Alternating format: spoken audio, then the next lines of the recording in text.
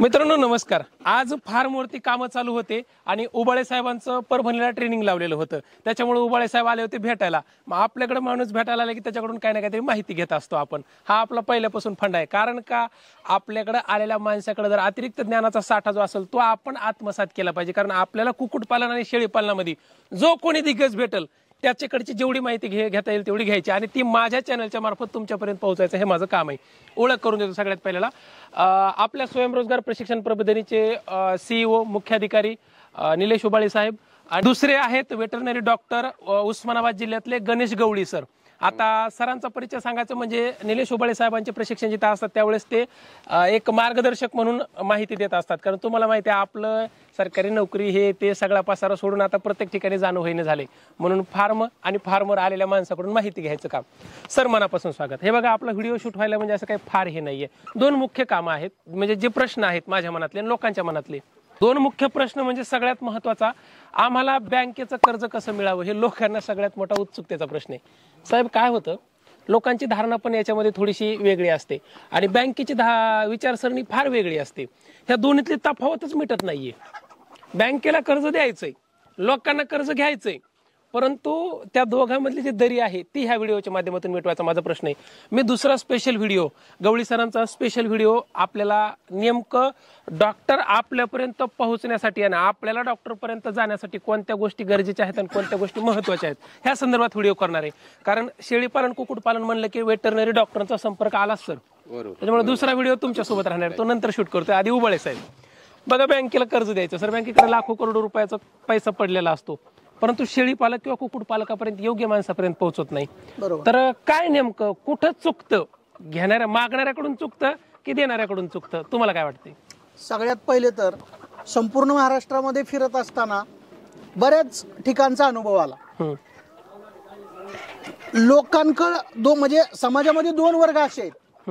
म्हणजे एक वर्ग असा आहे की त्यांच्याकडे पैसा प्रचंड आहे आणि तो कुठं खर्चायचा म्हणून त्यांना टेन्शन आहे बरोबर आहे। आणि दुसरा वर्ग असा आहे की त्यांच्याकडे पैसा नाही म्हणून त्यांना टेन्शन आहे। ज्यांच्याकडे पैसा आहे त्यांच्याकडे वेळ नाही आणि ज्यांच्याकडे पैसा नाहीये त्यांच्याकडे वेळच वेळ आहे। अशा लोकांनी आपला वेळ, ज्या लोकांकडे वेळ नाहीये त्यांच्यासाठी खर्ची करून त्याच्यातून त्यांना पैसा कमवता येतो। दुसरी महत्वाची गोष्ट काय आहे, अनेक लोक आपल्याला बऱ्याच जणांचे फोन येतात, संपूर्ण महाराष्ट्रातनं फोन येतात, सर मला व्यवसाय करायचा आहे पण माझ्याकडे भांडवल नाही।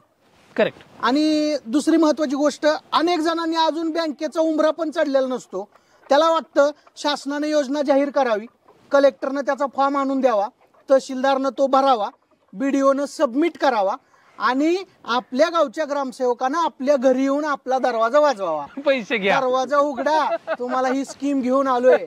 मग त्याला वाटतं की शासन आपल्यासाठी खूप करतं, परंतु मित्रांनो असं नसतं। आपल्याला व्यवसाय करायचा आहे म्हटल्यानंतर संत कबीर म्हणतात, कल करे सो आज करे सो अब कर, इसमें भला होगा। तुम्हाला व्यवसाय करायचा आहे, तुम्हाला या व्यवसायामध्ये उतरायचं आहे, बँका कर्ज देणारच आहेत, योजना आपल्याला मिळणारच आहेत, परंतु सगळ्यात पहिले आज समाजामध्ये असं आहे की तुम्ही काहीतरी चमत्कार दाखवल्याशिवाय तुम्हाला नमस्कार घालत नाही। आता पायाभरणी मला करणं, पायाभरणी महत्वाची आहे, ज्यांना झिरोतनं तयार करायचं।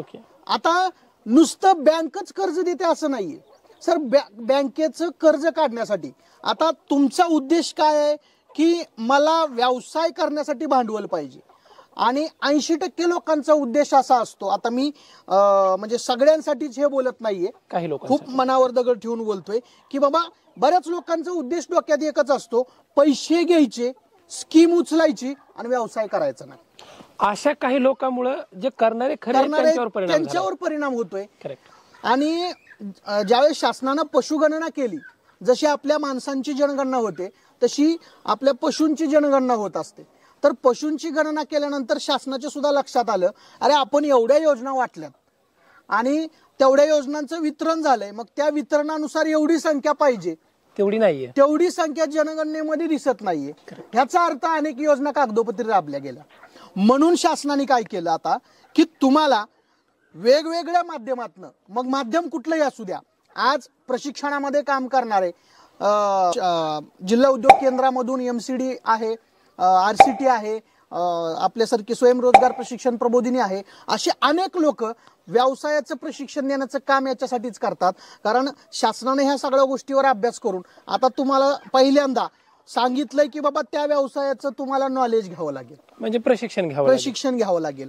प्रशिक्षण घेतल्यानंतर तुमच्याकडे ते एखादं अनुभवाचं प्रमाणपत्र असावं लागेल. प्रशिक्षण प्रमाणपत्र आणि अनुभव प्रमाणपत्र कुठल्याही बँकेच्या किंवा कुठल्याही योजनेसाठी त्याचा गरजेचं आहे. उद्देश काय असतो सर, की बँकेकडे पैसा प्रचंड आहे, तो पैसा त्यांना द्यायचा पण असतो. कारण सीडी रेशो मेंटेन नाही केला तर बँक तोट्यात जाईल. कारण सीडी रेशो मेंटेन करायचं म्हणजे काय, बँकेत डिपॉझिट किती आले आणि त्या डिपॉझिटचं वाटप किती झालं, वितरण किती झालंय. आणि जेव्हा शासनाच्या योजना निघतात कर्जासाठीच्या, त्यावेळेस त्याचा फंड अवेलेबल करूनच शासन योजना जाहीर करतं. बरोबर.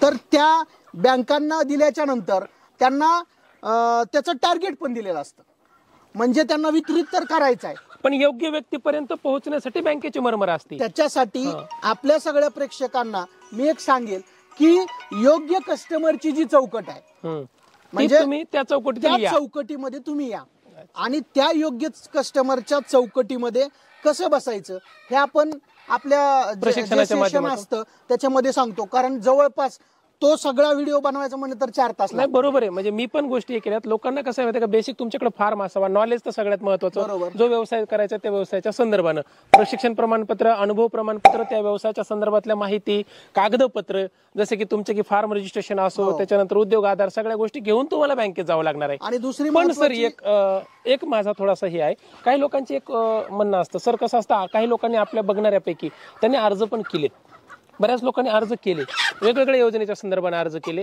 त्यांना त्या योजना मिळाल्या नाही. काही लोकांना मिळाल्याही, अशा माझ्याकडे असे शेकडो लोक आहेत त्यांना खूप चांगल्या स्तरावर मिळाल्या, पण ज्यांना मिळाल्या नाही त्यांचं नेमकं कुठं चुकतं.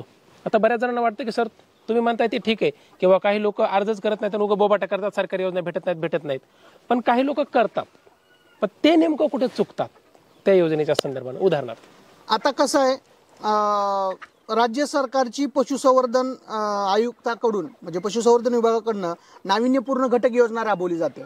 ही जी नाविन्यपूर्ण घटक योजना याच्यामध्ये अनेक लोक अर्ज करतात आणि त्यांचा त्याच्यात नंबर बसत नाही. त्याचं कारण आहे की ही योजनाच लकी ड्रॉ पद्धतीने राबवली जाते. शासनाला ती द्यायची असते 10 लोकांना, अर्ज येतात 100, परंतु त्याच्यातून 10च निवडले जातात. म्हणजे काही थोड्या जागा असतात आणि अर्ज भरपूर आल्यामुळे काही नाही. परंतु आता चालू करंट मध्ये या माध्यमातून मी अजून सगळ्यांना सांगू इच्छितो की NLM नॅशनल लाईव्हस्टॉक मिशन जी आपल्या केंद्र सरकारची योजना आहे ती सध्या चालू आहे. तुम्ही त्याचा लाभ घ्या. याच्यामध्ये लकी ड्रॉचा विषय नाहीये. जो कोणता लाभार्थी असेल त्या लाभार्थ्याला तो ऑनलाईन अर्ज करायचा असतो. त्याच्यासाठी समजा तुमच्या जवळच्या पशुवैद्यकीय डॉक्टरकडे त्याची संपूर्ण माहिती तुम्हाला मिळेल. जिल्हा परिषदचे जे पशुवैद्यकीय डॉक्टर असतात त्यांच्या मार्फत पशुसंवर्धन विभाग, त्याचबरोबर आरोग्य विभाग म्हणजे जनावरांच्या संदर्भातले जेवढे आहेत वेटरनरीचे, त्याचबरोबर तुमच्या पंचायत समिती, जिल्हा परिषदला पण ह्या सगळ्या गोष्टी मिळू शकतात. तर किसान क्रेडिट कार्ड योजना ही जी योजना आहे, या योजनेमधून शेळी पालन असेल, कुक्कुटपालन असेल, दुग्ध व्यवसाय असेल, तीनही व्यवसायासाठी विनातारण या ठिकाणी किसान क्रेडिट कार्डवरती कर्ज देण्यासाठी शासनाने योजना चालू केली. याच्यामधून तुम्हाला वार्षिक व्याजदर फक्त 7%, 7%, आणि तुम्ही जर त्याची रेग्युलर परतफेड केली तर तुमचे 5% मायनस आहेत. म्हणजे तुम्हाला जे काही 1,60,000 पर्यंत कर्ज मिळतंय ते वार्षिक 2% मिळतं. मग अशा पण योजना आहेत. आता ज्या योजनांचा जास्त गवगवा झालाय की लोक त्याच्याच पाठीमागे लागतात, मग अर्ज भरपूर येतात, म्हणून अर्ज भरपूर येतात. त्याच्यापेक्षा अशा पण खूप योजना आहेत की ज्या अनेक लोकांपर्यंत पोहोचल्या पण नाहीत, त्याचा तुम्ही पाठपुरावा करू शकताय. दुसरी महत्वाची गोष्ट महामंडळाच्या इतके सुंदर, मी त्याच प्रश्नावर येणार होतो की ठीक आहे सरकारच्या योजना राज्य सरकारच्या काही आल्या नाही किंवा त्या मिळाल्या नाही तर तो भाग सोडून द्या, पण महामंडळ आहेत, सामाजिक आणि आर्थिक विकास महामंडळ राज्यामध्ये भरपूर आहेत. प्रत्येक समाजाच्या आर्थिक दुर्बल घटकांसाठी ती बनवलेली आहेत. तर नेमकं हे महामंडळ असतात कुठं, हे महामंडळाची माणसं कुठं असतात हे आपल्या लोकांना शोधायचं आहे. सगळ्यात महत्वाचा प्रश्न विचारला सर. शासनानं काय केलेलं आहे की तुमची परवड थांबवली आहे, म्हणजे तुमची भटकंती थांबवली आहे. सगळ्या महामंडळाची ऑफिस तुमच्या जिल्ह्याच्या ठिकाणी एकाच बिल्डिंग मध्ये आणून ठेवली. काय गोष्ट करताय? डॉक्टर बाबासाहेब आंबेडकर सामाजिक न्याय भवन इमारतीची प्रत्येक जिल्ह्याला स्थापना केलेली आहे. त्या बिल्डिंग मध्ये सगळ्या आपल्या कास्टवाईज जे महामंडळ आहेत त्या महामंडळाचे सगळे ऑफिस आपल्या जिल्ह्याच्या ठिकाणी एकाच बिल्डिंग मध्ये आहेत. वा. आता तिथं जाऊन तिथला जो आपला जिल्ह्याचा प्रतिनिधी आहे प्रत्येक महामंडळामध्ये त्यांचा कोऑर्डिनेटर आहे. आणि मी बऱ्याच ठिकाणी ऑफिसमध्ये गेलो, तिथल्या कोऑर्डिनेटरशी बोललो, सुंदर पद्धतीनं आपल्याला कोऑपरेट करतात. त्याचं कारण आहे, कारण त्यांनाही त्या ठिकाणी त्यांचं महामंडळ जास्तीत जास्त टार्गेट पूर्ण करायचंय, त्यांना ते पुढे न्यायचंय, म्हणून आलेल्या कस्टमरला सुद्धा योग्य सन्मानाची वागणूक दिली जाते. तुम्हाला तिथं संपूर्ण माहिती दिली जाते. सगळ्यात महत्वाची गोष्ट, प्रत्येक महामंडळाचं माहितीचं ब्राउचर छापलेलं आहे शासनानं, त्याच्यात सगळ्या योजना दिल्यात, त्याला कागदपत्र काय काय जोडायचे ते सगळं दिलेलं आहे. आणि तुम्हाला कुठल्या कागदाबद्दल कसली अडचण असू द्या, सरांना किंवा मला संपर्क करा, तुम्हाला तो कागद सुद्धा तुमच्या जिल्ह्यात उपलब्ध करून देण्याची जबाबदारी आमची. करेक्ट. आता बरं दुसरी महत्वाची गोष्ट सर, लोकांकडे काय माहिती का, एक ठोक मुद्दा पकडतात, खोलामध्ये जायची जास्त सवय नसते, पण ठीक आहे आपण त्यांना नेऊ, रसातळाला नेऊन तिथं सगळं इचकून दाखवू, त्याच्याबद्दल काही शंका नाहीये. शासनाच्या, केंद्र सरकारच्या किंवा राज्य सरकारच्या योजनेमध्ये नंबर लागला नाही म्हणून लोक नाराज होतात, सोडून द्या विषय. महामंडळामध्ये पण काही जणांना काही ठिकाणी काही फायदा होत नाही, तो पण विषय सोडून द्या. काही लोकांचं म्हणणं असतं सर या योजना सगळ्या बाजूला सारा, थेट संपर्क, मी व्यवसाय करतोय, माझा व्यवसाय मी दाखवतो, माझ्याकडच्या शेळ्या दाखवतो, कोंबड्या दाखवतो, माझा सगळे व्यवहार दाखवतो, मला डायरेक्ट कर्ज बँकेतून पाहिजे, तर मग हे कर्ज उपलब्ध करण्यासाठी मी कसं करायचं किंवा मी जायचं कसं, तुमचा प्रश्न आहे, त्यांच्याकडून माहिती घेऊ. बघा, मी मगाशी सांगितलं, कर्ज मिळवण्यासाठी नॅशनलाइज बँक एकच नाही पर्याय, तुमच्या समोर 5 पर्याय आहेत. पहिला पर्याय नॅशनलाइज बँकेचा. नॅशनलाइज बँकांमध्ये बँक ऑफ महाराष्ट्र आहे, बँक ऑफ इंडिया आहे, SBI आहे, महाराष्ट्र ग्रामीण बँक आहे, विदर्भ कोकण ग्रामीण बँक आहे, सेंट्रल बँक ऑफ इंडिया आहे, या बँका आहेत. समजा तिथं तुमची डाळ शिजली नाहीये, दुसरा ऑप्शन आहे तुमच्याकडे इंटरनॅशनल बँक. इंटरनॅशनल बँकेमध्ये HDFC आहे, ICICI, ॲक्सिस आहे, IDBI आहे, देना बँक आहे, इंडसलँड बँक आहे, IDFC बँक आहे, अशा अनेक बँका आहेत. तिसरी बँक पुन्हा त्या ठिकाणी कोऑपरेटिव्ह बँक आहे. तुमची DCC बँक असेल, सहकारी पतसंस्था असेल, मल्टी स्टेट सोसायटी असेल, अशा पद्धतीनं या तीनही प्रकारच्या बँका काम करतात. या तीनही बँकांना तारण आणि कारण या दोन गोष्टी महत्वाच्या आहेत. तुम्ही तारण काय ठेवताय, तुमच्या तारणाचं व्हॅल्युएशन किती निघतंय, त्या व्हॅल्युएशनच्या आधारे तुम्हाला लोन दिलं जातं. आणि कारण तर झालं तुमचं शेळीपालन किंवा कुक्कुटपालन, अशा पद्धतीनं हे करता येतं. आता मार्केटला 2 अजून ऑप्शन असे आहेत की तुम्हाला काहीच तारण लागत नाही, विना सिक्युरिटी आणि विना तारण तुम्हाला लोन दिलं जाते. तुम्हाला व्यवसाय करायचा आहे ना, तुम्हाला फक्त व्यवसायासाठी पैसे पाहिजेत ना, तर मग तसे पण तुम्हाला अवेलेबल होऊ शकतात. तर ते कसं, तर मायक्रो फायनान्स बँक नावाची कन्सेप्ट आपल्या देशामध्ये आज काम करते. प्रत्येक तालुक्याला त्यांचे ऑफिसेस आहेत. त्यांना संपर्क साधायचा असेल, जस्ट डायलला कॉल करून तुम्ही डायरेक्ट तुमच्या जिल्ह्यामध्ये, तालुक्यामध्ये ज्या काय मायक्रो फायनान्स बँका काम करतात त्यांचे नंबर घेऊ शकताय. आणि सगळ्यात महत्वाचं काय आहे, बँका लोन देतात हो, परंतु तुम्ही डॉक्युमेंटली स्ट्रॉंग होणं गरजेचं आहे. तुम्ही डॉक्युमेंटली स्ट्रॉंग असाल का, तुम्हाला बँकेच्या मागे पळायची गरज लागत नाही. तुम्हाला फोन येतील, सर तुम्हाला लोन पाहिजे का.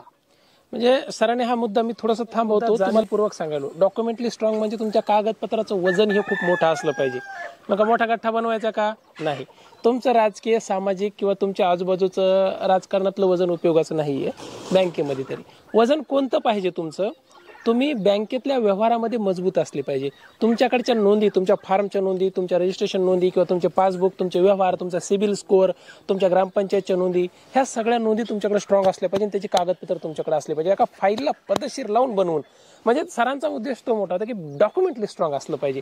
मग मात्र तुम्हाला तुमची बँक लोन देण्यापासून कोणीच थांबवणार नाही, कारण तुमचा कच्चा चिटा त्याच्यापुढे मांडायचा, त्यांना देणंच आहे, ते द्यायलाच बसलेत. मगाशी सांगितलंच.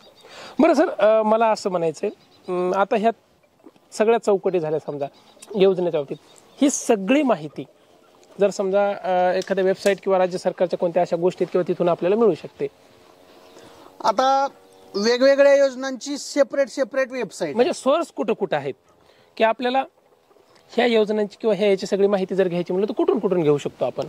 आता माझ्याकडे आजच मी ते एक पुस्तक संकलन केलेलं आहे, तर योजना दूत म्हणून. तर त्यामध्ये प्रत्येक डिपार्टमेंटच्या योजनांची PDF 81 पानी PDF आहे. तर ती 81 पानी PDF आपल्या सगळ्या प्रेक्षकांसाठी आणि आपल्या सगळ्या प्रशिक्षणार्थ्यांसाठी आपण त्यांना देऊ शकतो. प्रत्येक डिपार्टमेंटची इस्तंभूत माहिती त्याच्यामध्ये आहे. दुसरी महत्वाची गोष्ट, तुम्ही NLM जी आता सगळ्यात सोपा मार्ग जिल्हा सांगतो. उद्योग केंद्र समजा सगळ्यात सोपा मार्ग, तुम्हाला ज्या योजनेबद्दल माहिती घ्यायची आहे ना, त्या योजनेचं नुसतं थोडंसं इनिशियल टाका किंवा डायरेक्ट गुगलला डायरेक्ट सर्च करा, सगळी माहिती तुम्हाला येऊन जाईल. गुगल सगळ्यात बेस्ट सोर्स आहे. तरी पण सरांच्या म्हणण्यानुसार जिल्हा उद्योग केंद्र आहेत, राज्य सरकारच्या स्टेट गव्हर्नमेंटच्या वेबसाईट आहेत, किंवा तुम्ही त्या संदर्भीय नाव जरी टाकलं समजा तरी पण तुम्हाला ती माहिती भेटून जाते. आणि त्याच्यापेक्षा बेस्ट सोर्स सरांच्या स्वयंरोजगार प्रशिक्षण प्रबोधिनीच्या माध्यमातून आपण आपल्या फार्मवर जे प्रशिक्षण आयोजित करतो, तर त्या प्रशिक्षणाच्या माध्यमातून तुम्ही सगळ्या योजनांची माहिती घेऊ शकता. खाली नंबर दिलेले आहेत, तुम्हाला 2 नंबर आहेत, त्या नंबरवर संपर्क करून. बरं सर, एवढा सगळा ढाचा कच्चा चिठा एका व्हिडिओमध्ये होणार नाही ते मी पण समजू शकतो, पण लोकांना ते नेमकं बेसिक कळालं पाहिजे म्हणून हा व्हिडिओ घेतला मी. आणि माझं कामच आहे, तुम्ही मला सापडले कचाट्यामध्ये, मी धरून आणलं आणि बसवलं. कारण माझं कसं आहे की लोकांना ते कळायला पाहिजे. साहेब, हे 2-3 प्रश्न खूप महत्वाचे होते योजनेच्या संदर्भात आणि कर्जाच्या संदर्भात. तर डिटेलमध्ये आपल्या ट्रेनिंग प्रोग्राम मध्ये पद्धतशीरपणे, कारण सरांच्या ट्रेनिंग प्रोग्राम मध्ये आणि आपल्या ट्रेनिंग प्रोग्राम मध्येही ह्या सगळ्या गोष्टी सांगितल्या जातात, प्रत्येक योजना सविस्तरपणे. तसा मी प्रयत्न करेल सरांसोबत आणखी काही सिरीज योजनेच्या प्रत्येक सेपरेट योजनेच्या संदर्भात करण्याचा. आणि दुसरा व्हिडिओ मी या ठिकाणी सरांसोबत, डॉक्टर सरांसोबत मी घेणार आहे. त्याच्यामुळं आपण पद्धतशीरपणे त्या संदर्भात दुसरा व्हिडिओ शूट करूया. सर, आपले खूप खूप धन्यवाद. आणि असे व्हिडिओ आता इथून टाकतच जाऊ. धन्यवाद.